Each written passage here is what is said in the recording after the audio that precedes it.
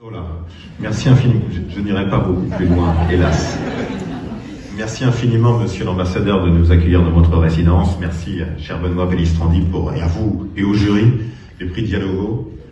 Très heureux d'être ici pour ce prix qui symbolise en effet les liens entre l'Espagne et la France. Très heureux que des champions d'exception soient ici avec nous. Que serait le Tour de France sans l'Aigle de Tolède? Que serait le Tour de France sans le Pistolero? Que serait le Tour de France sans l'Espagnol de Mont-de-Marsan, Luis Ocaña, qui m'a tant fait rêver quand j'étais enfant?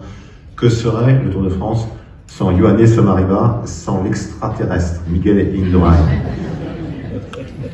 Sa victoire en 95 correspondait au tout premier Tour de France que je couvrais comme journaliste. J'étais à l'époque reporter à Europe 1 sur la moto, et à la fin de la première semaine, à la surprise générale, en Belgique, dans la côte de Monteux, juste avant Liège, Miguel s'est dressé sur ses pédales et a mis une panique généralisée en attaquant là où on ne l'attend pas, parce que le lendemain, il y avait un contre-la-montre et que tout le monde pensait que ça se passerait le lendemain, et Miguel avait surpris tout son monde en attaquant avant.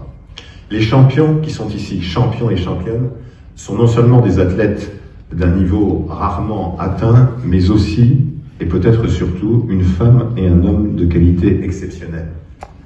Ioannis a énormément souffert, et notamment de votre dos, cher Ioannis, avant de devenir la championne que vous êtes.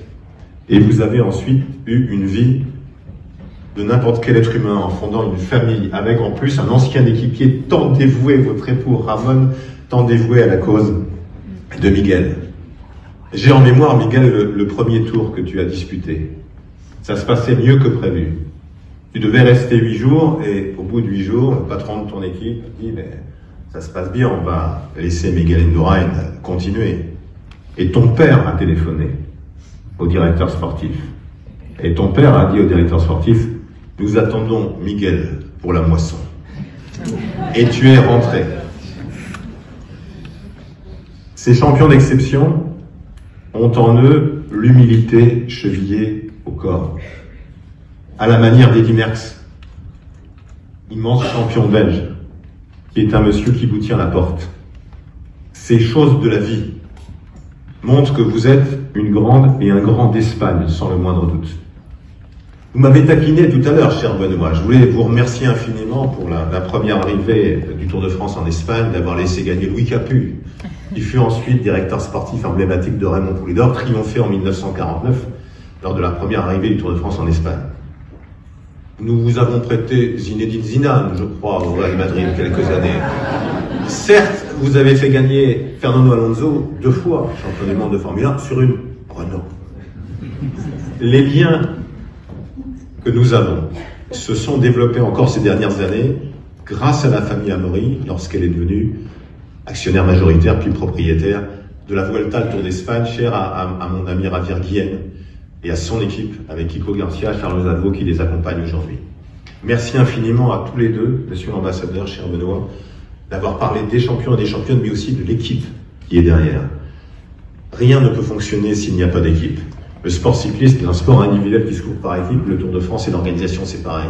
Sans mon adjoint Pierre-Yves Thau, sans Cyril Tricard, notre patron des collectivités, sans Jean-Marc Marino, qui est sur la Vuelta et sur le Tour de France régulièrement, sans Fabrice Thiano et Thomas Cariou qui sont ici, et toutes les équipes derrière, ça ne peut pas fonctionner.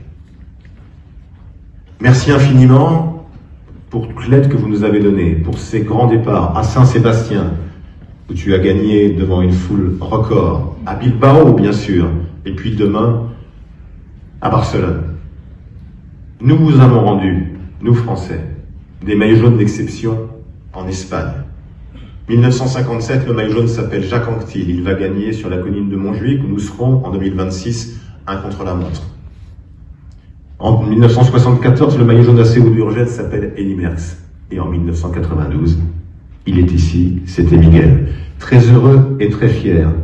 Bravo pour votre carrière, bravo encore une fois, surtout, pour ce que vous représentez de qualité humaine au-delà même de votre carrière, et en ayant gardé cette même modestie malgré tous vos triomphes.